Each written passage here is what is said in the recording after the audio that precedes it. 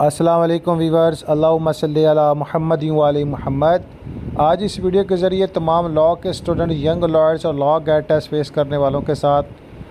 Pakistan penal code section 140 को explain किया जाएगा, both of the language Urdu और अंग्रेज़ी में, ताकि आपको पाकिस्तान पिनल कोड सेक्शन 140 को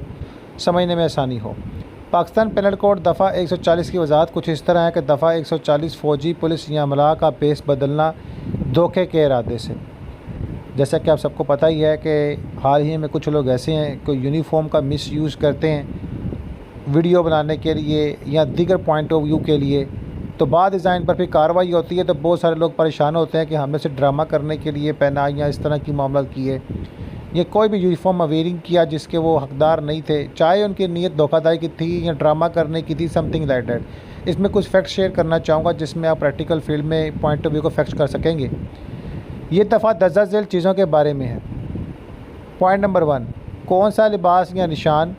किसी फ़ौजी अफसर या सिपाही, पाकिस्तान आर्मी, नेवी या एयरफोर्स का वर्दी या कोई मखसूस निशान, पुलिस के किसी अफसर या सिपाही की वर्दी या कोई मखसूस निशान, बहरी जहाज़ के मलाह, सिपाही या अमले का रुकन का वर्दी या कोई मखसूस निशान।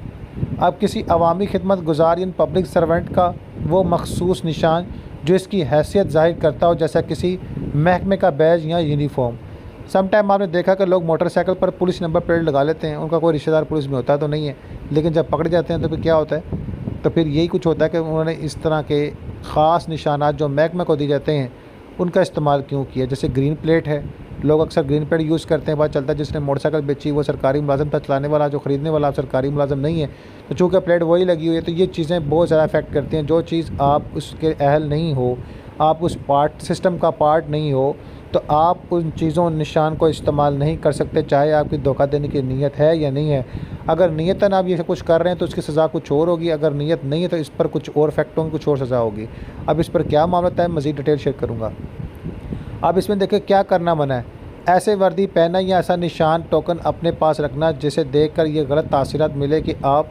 फ़ौज के अफसर हैं या सिपाही हैं, पुलिस के अफसर हैं या सिपाही हैं, बहरी जहाज़ के सिपाही या मलाह हैं, किसी अवामी अहदे पर फायज सरकारी मुलाजिम हैं, वकील हैं, डॉक्टर हैं, जज हैं, बैरिस्टर हैं, इस तरह बेशुमार कंपनी ओनर, दीगर चीज़ें।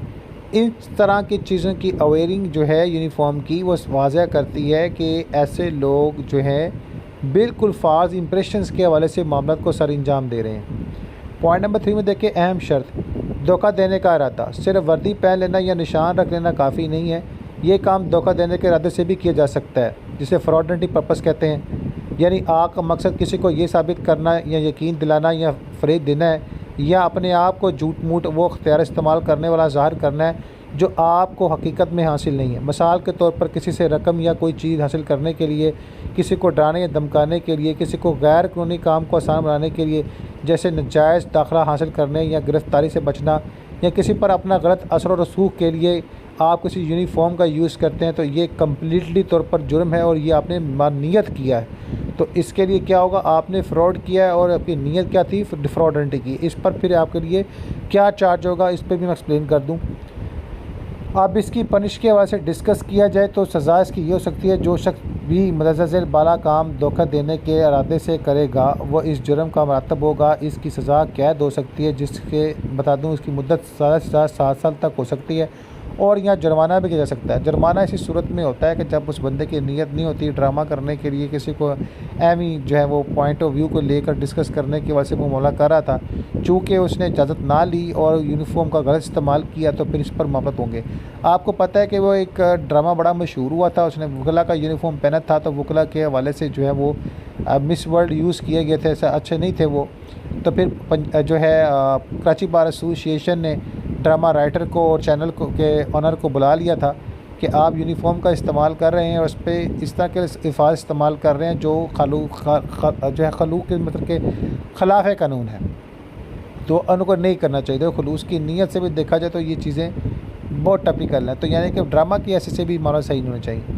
तो खुलासा क्या है, दफ़ा 140 किसी भी शख्स को ये इजाज़त नहीं देती कि फ़ौज, पुलिस, बहरिया के मलाह या किसी सरकारी अहदेदारान की वर्दी पहने या इनके मखसूस निशाना इस्तेमाल करे। अगर इसका मकसद किसी को धोखा देना, फ़रेब देना या गलत फ़ायदा उठाना हो तो ऐसा करना संगीन जुर्म है, जिसकी सज़ा 7 साल तक कैद और जुर्माना हो सकती है।